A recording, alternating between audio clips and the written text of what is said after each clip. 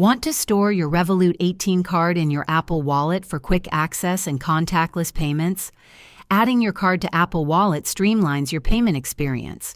In this guide, I'll show you how to easily add your Revolut 18 card to Apple Wallet. To add your Revolut 18 card to Apple Wallet, open the Revolut app on your iPhone and ensure you're logged into the Revolut 18 profile. Navigate to the Cards section. Select the Revolut 18 card you wish to add.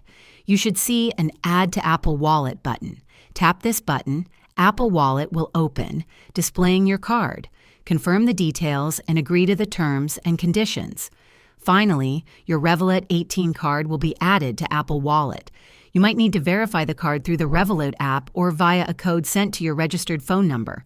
Once verified, your card is ready for secure contactless payments and online use via Apple Pay. And there you have it. Adding your Revolut 18 card to Apple Wallet is quick and convenient. If this video was helpful, give it a thumbs up and subscribe for more tips.